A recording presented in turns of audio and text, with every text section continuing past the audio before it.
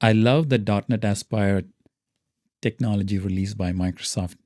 As a server-side developer, it allows me to see telemetry and metrics within the development framework, as well as I'm able to run multiple services and see them all working together. In this example, I took the out-of-the-box template that is provided by Visual Studio and added service level indicator and functional DDD, where service level indicator gives the duration of the APIs, and functional DDD, we're adding some tracing for some of the common data types.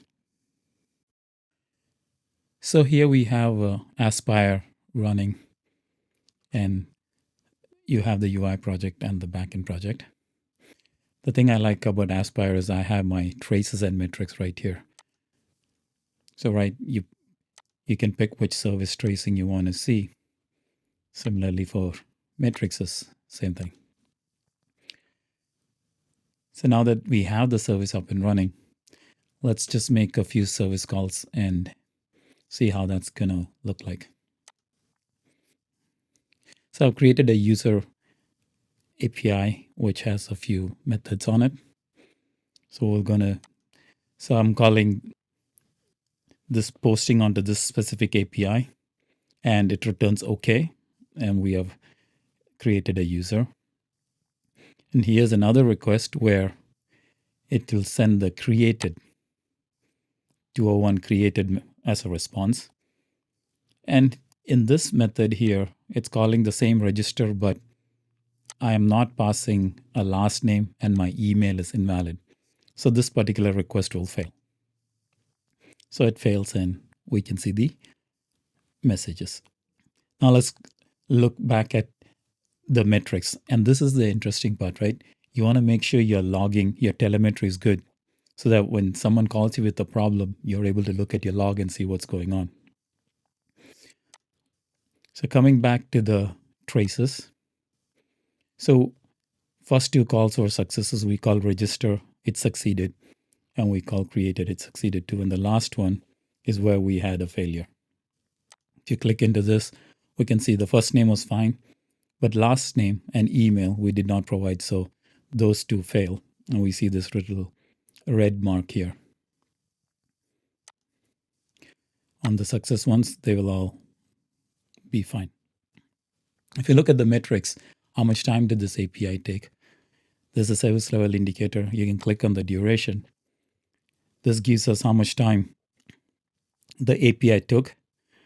Here were the response codes. We had success, we had created, we had OK, created, and a bad request. So we have those status codes, the location in which the server is running, and the operation.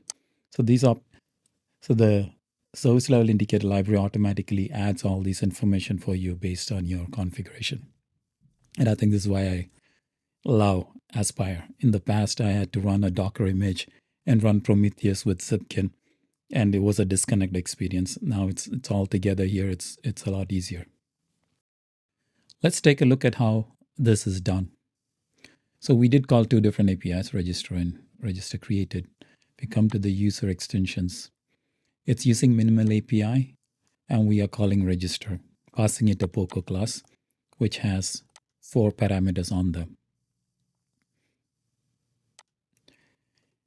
Then the code converts them to the domain types, first name, last name, email address, and then creates a user. And the definition of first name and all is trivial. First name is just a required string, so it will not allow a null or an empty string to go through.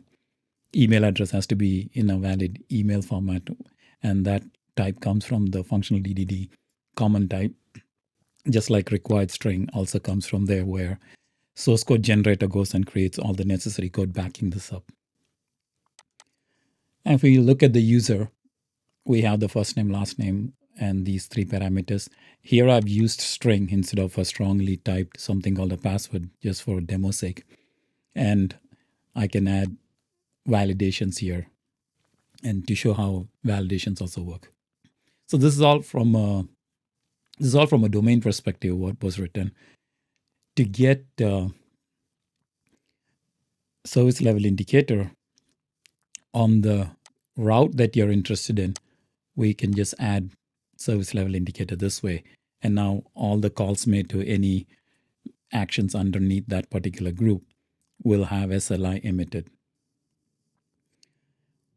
There's also some more configurations required here where to open telemetry, we ask it to add service level indicator instrumentation. For tracing, where we saw that required string like first name and last name logging stuff, that was done by adding this common value object instrumentation. Next, if you look at program.cs, service level indicator is added here to the dependency injection, and location is the location which the service is running.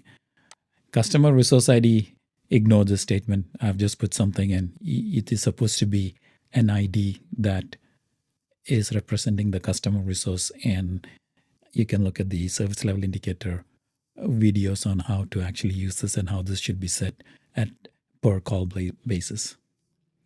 So that is it from setting up and running FunctionalDDD and ServiceLevelIndicator on using Aspire. And I think it is kind of a game changer developing with Aspire and seeing all this in one place.